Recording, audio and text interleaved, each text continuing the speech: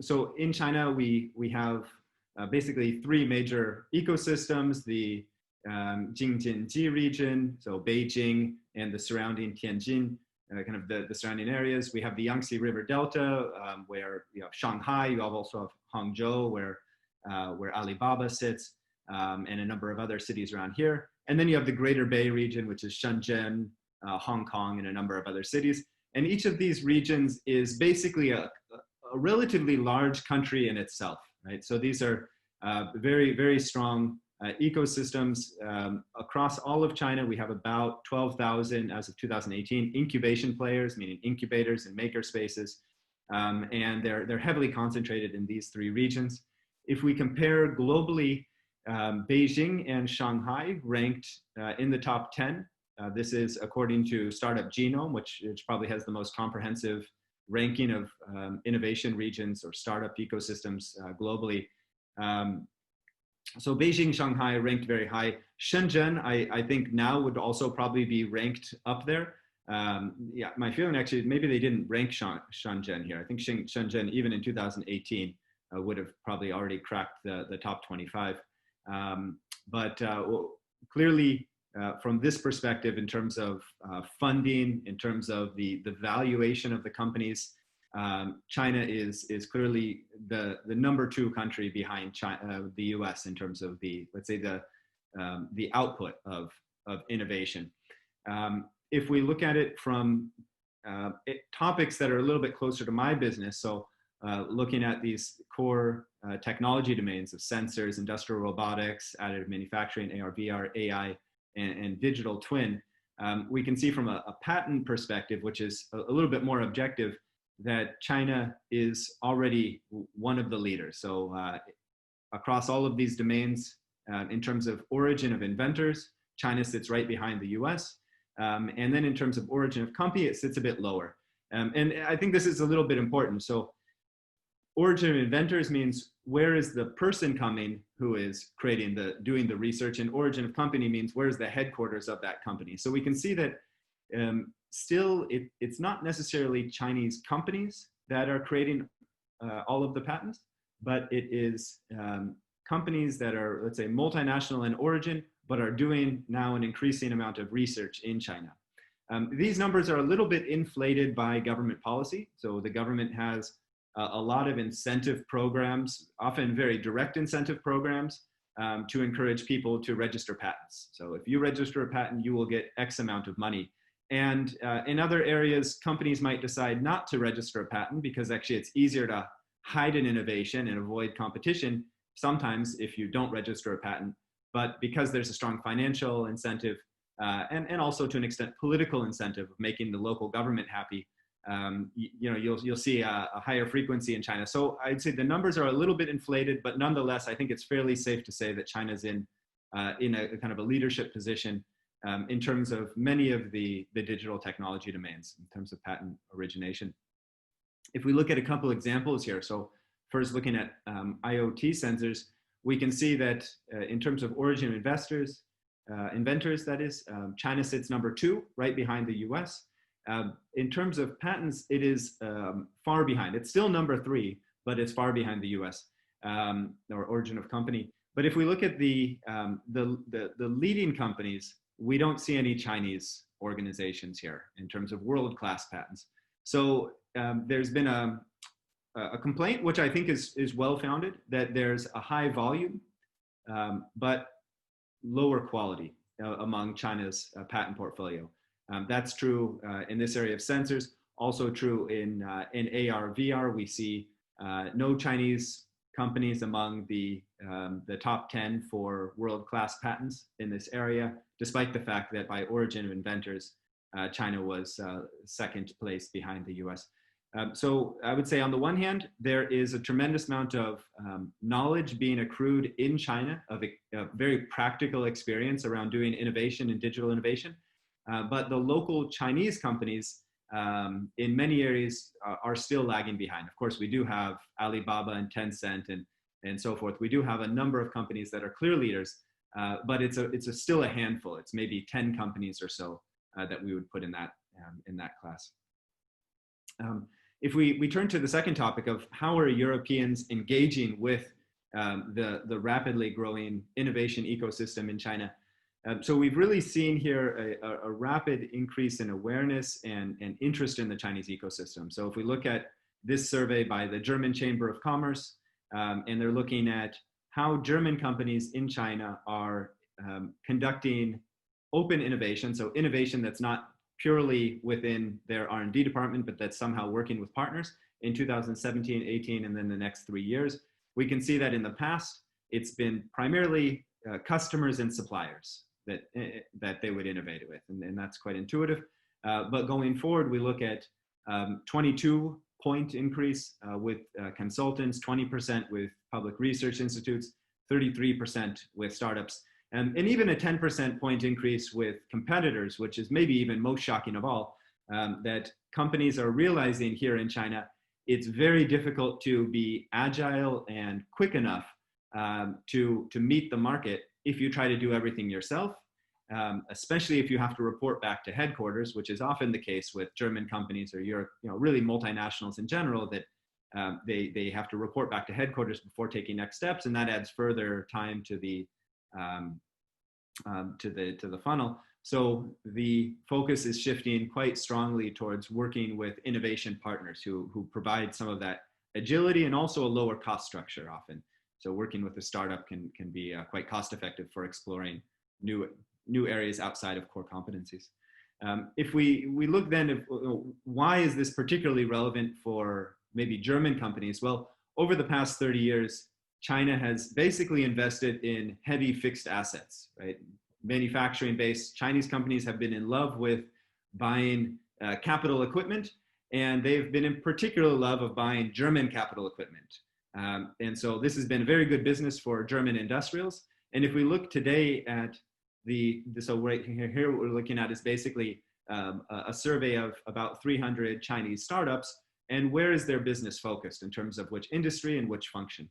And these are industrial startups, so we're kind of getting out the B2C companies here, but they're very heavily focused on the heavy machinery, so equipment and machinery, smart city, automotive, oil and gas, smart grid, heavy vehicle. So industries with heavy assets, and then manufacturing, logistics, equipment maintenance, and so forth. So managing these assets.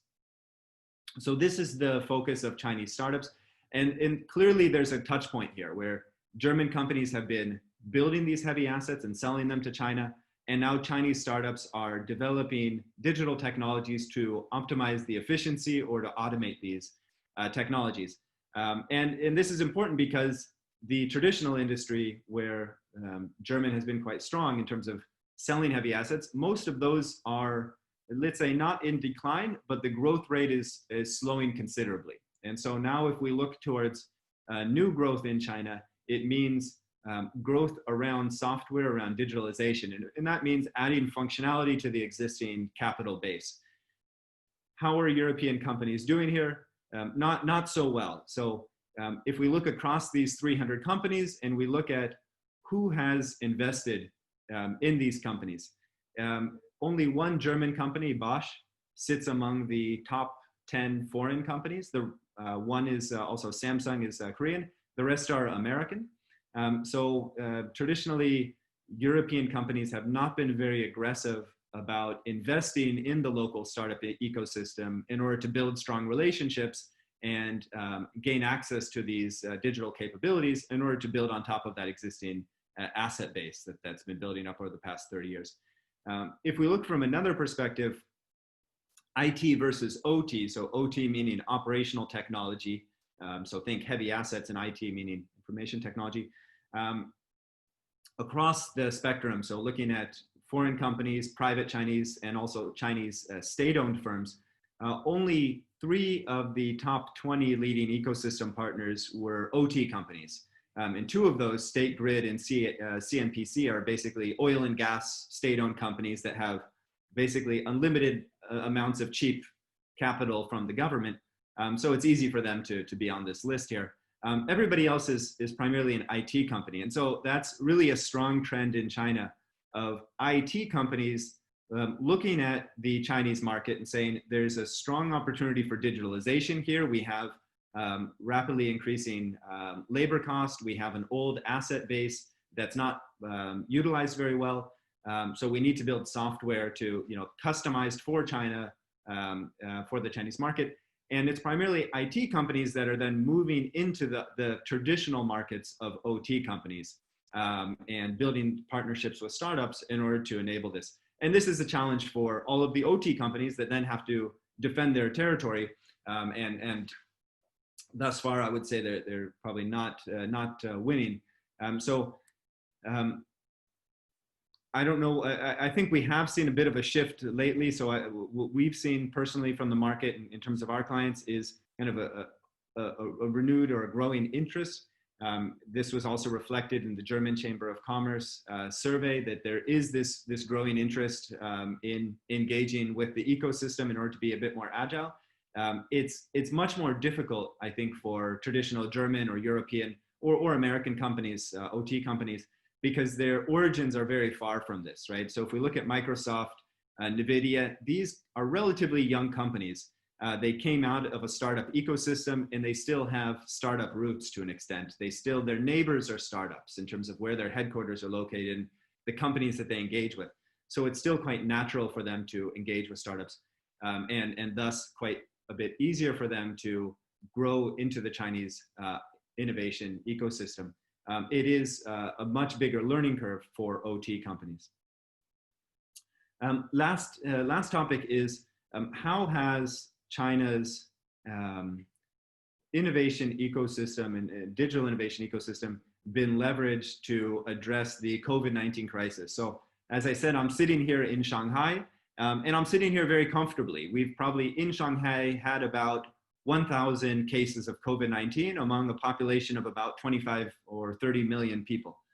So it's never been much of a concern here, despite the fact that we've really been on the front lines, that as soon as people left the hub of Wuhan, they came to the hospitals of Shanghai first, because we've got great hospitals. So we had actually the first cases come here, but they haven't picked up. And why is that? It's a number of things. It's one, very effective technology adoption. Two, social unity, and three, strong government action. So technology adoption, what does that mean? We have here tracking of people, of contact tracking. Really in the first weeks of COVID-19, Alibaba, Tencent, a number of companies came out with their own apps. City governments started emulating those, and then the central government started organizing this. But they came out almost immediately, and they worked quite effectively. In America, we still don't have properly functioning contact tracking apps. So China was very entrepreneurial. We had multiple layers of government and enterprise jumping on this. And then eventually the state, the central government took ownership to an extent. So we also have a case here of using drones, for example, to, in this case, show a QR code, flashing information. We have drones that are being used for a number of other purposes I'll show in a moment. And then we have social unity. So we have the society that's willing to listen to the government and move in a direction. And we have a government that has very clear direction, very strong impulse to address particular topics. And this is reflected in COVID-19. It's also reflected in digital innovation. So if we have topics like AI, this is an area, again, where the government puts this on the long-term roadmap. It allocates a tremendous amount of capital, and companies orient around that government policy, for better and for worse. In some ways, this can be an effective way to drive effort towards areas where we are quite confident that there will be a lot of value and growth in the future. But this, of course, centralized government action also means that it's likely to miss innovations that are not obvious. And that's one of the reasons that China has tended to be a follower, maybe a very fast and effective follower, but not so much an initiator. Because if it's government driven, the government is responsive. It looks for opportunities that are fairly clear, and then it orients action around those. I want to give a few examples of this around the construction industry as an illustration of how China has used digital technology within the construction industry to enable people to get back on the job very quickly. And actually the construction industry is kind of booming right now. One, because there's a stimulus around that, but two, because they've been able to get working really within about a month of the crisis breaking. So we're going to cover a few areas. I'm not going to go through all of these. We don't have so much time. The first is monitoring and management. So here we have a couple of challenges, right? How do we know if somebody's wearing a mask? We use machine vision to determine whether people are wearing masks. How do we know whether people are keeping social distancing rooms? We use machine vision to determine how many people are in proximity to each other and whether they are violating a regulation around proximity.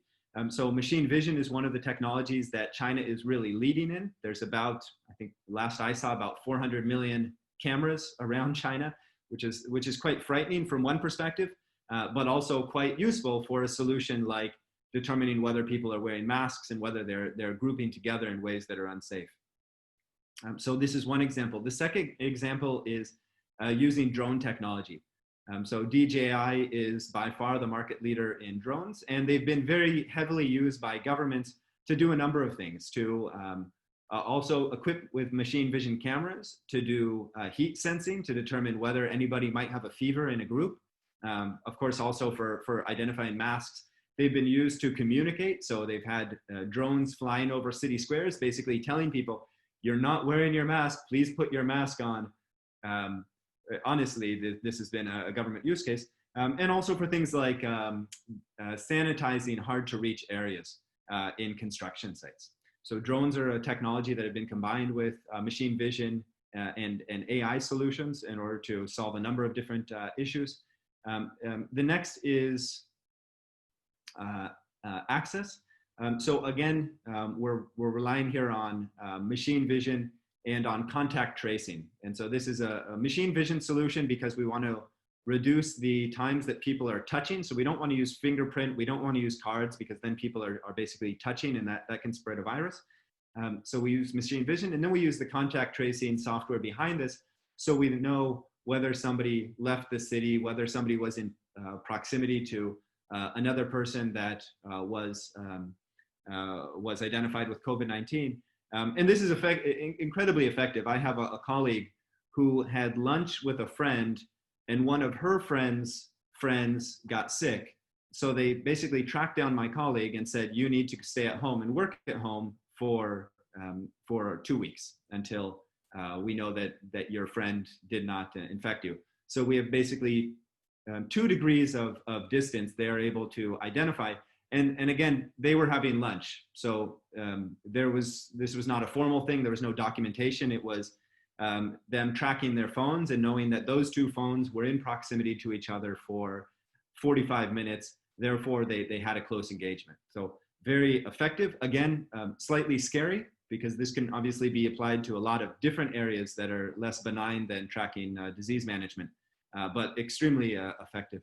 And then the last one here is worker track and trace. So we have helmets, we have watches.